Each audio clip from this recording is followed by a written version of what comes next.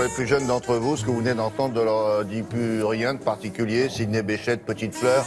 Mais enfin là, effectivement, c'est de circonstances. Vous êtes peut-être demandé pourquoi en France on arbore un bleuet lors des célébrations du 11 novembre et pourquoi les Britanniques, pendant la même semaine, eux, portent le coquelicot. Oui. On ne dit pas coquelicot d'ailleurs là-bas, on dit poppy. Poppy, P-O-P-Y. Oui. Pourquoi ces deux traditions, Frédéric? Alors, ces deux traditions viennent de la terre, littéralement, c'est-à-dire qu'on s'est aperçu, en temps de guerre, on s'en était déjà aperçu au moment des guerres napoléoniennes. Vous vous rendez compte, ça remonte au début du 19e siècle. On s'est aperçu qu'à partir du moment où on était au lendemain d'une terrible guerre, d'un champ de bataille qui avait tout secoué autour de lui, eh bien, on s'est aperçu qu'il y avait ces fleurs qui ressortaient tout à coup. C'était les premières, au fond. Absolument, presque, oui. absolument. Le coquelicot et le bleuet. Comme si ces fleurs... mais avaient presque besoin du sang des hommes pour pousser. Or, ça n'est pas du tout cela, bien sûr. C'est pas du tout cette idée-là. L'idée, c'est que ces petites graines de coquelicot, pour parler de cette première fleur, cette fleur rouge, eh bien, cette graine, elle est dans la terre, elle reste là, jusqu'à ce que la terre soit brassée. Et à partir du moment où il y a un brassage, où ça bouge dans tous les sens, alors là, on a creusé des tranchées. Évidemment, il y a les bombardements. Évidemment, il y a les obus qui ont tout remué. Eh bien, la fleur ressort immédiatement après. Elle ressort, elle peut fleurir. Comme si de rien n'était, comme si la vie continuait par-delà la mort. C'est le symbole de la vie qui Oui, la exactement. fleur du renouveau. Oui, fond, tout à fait. Un truc comme ça. Et c'est exactement ce symbole que vous voulez. Alors, tout commence en 1915 grâce à des personnes qui, à la fois un Canadien d'abord, Monsieur John McCrae, qui enterre un de ses amis après la bataille d'Ypres, qui se trouve dans les Flandres. Et là, cet homme est enterré. Et quelques jours plus tard, les premiers coquelicots qui sortent. Alors, on regarde des images. Évidemment, on va plonger à la fois dans ces deux symboles que sont le coquelicot et le bleuet. Le coquelicot pour les pays du Commonwealth et le bleuet. Alors voilà, ce champ de bataille, vous voyez, ce champ de bataille, ce sont des images d'archives. C'est au lendemain d'une bataille.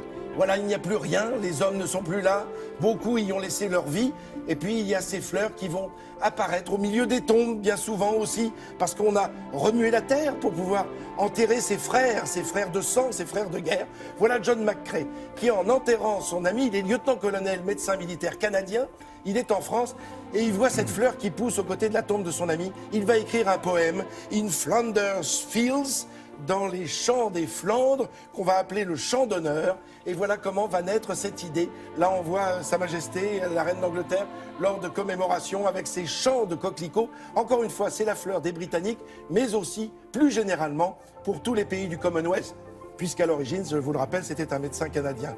De l'autre côté, c'est-à-dire de ce côté-ci de la Manche, on a vous voyez ce soldat avec son uniforme bleu horizon. C'est en 1915 que tout change. On passe du rouge Garance, vous savez, pour les pantalons, à ce bleu horizon. Eh ben, les soldats qui arrivent, ceux qui sont nés en 1895, qui ont 20 ans en 1915, eh bien, les vieux poilus les appellent les bleuets, parce qu'ils sont habillés de bleu et ils arrivent sur le front. Ce sont des jeunes qui se lancent. Oui, comme les bleus, quoi. Voilà, Ah, exactement, c'est les bleus comme l'armée. Les Et on vient de voir ces mutilés que l'on a aidés. Vous voyez, le président de la République qui arbore aussi ce bleuet à la boutonnière. Et ce sont en fait des dames qui ont voulu, à partir au lendemain de la guerre, qui ont voulu donner du travail à ces mutilés qui n'avaient pas de poste, qui n'avaient plus de travail. Et on leur faisait faire ces fleurs, ces bleuets avec à la fois du tissu et puis du papier. Et ces bleuets qui sont vendus le 11 novembre. Mais ça date de l'époque, donc Alors, on n'arborait pas le bleuet peut-être à la fin de la Première Guerre. Il a fallu attendre les années 20, 25, J'ai l'impression d'avoir vu beaucoup plus tard. Oui, c'est-à-dire qu'il y a eu un renouveau à partir de 1991. C'est vrai que le bleuet de France, ce qu'on appelle le bleuet de France, d'ailleurs il va être fêté, et vous pourrez le voir si vous êtes parisien ou de passage à Paris, il va être projeté, il va y avoir une vidéo qui va être projetée sur les Invalides, entre le 9, c'est-à-dire à partir d'après-demain, entre le 9 et le 13 novembre, qui va chanter la gloire de ce bleuet, et puis surtout le souvenir des anciens combattants. Oui, parce que parfois même, on mettait même le coquelicot britannique, si j'ose dire, pour commémorer cet anniversaire. Et là, on va voir toutes les images, évidemment, au cours de cette semaine, sur France 2 et sur France Télévisions. On va les voir, ces fleurs du souvenir, évidemment portées par... et puis, achetez-le surtout, parce que ça aide les victimes de guerre, encore aujourd'hui. Merci beaucoup. On enchaîne.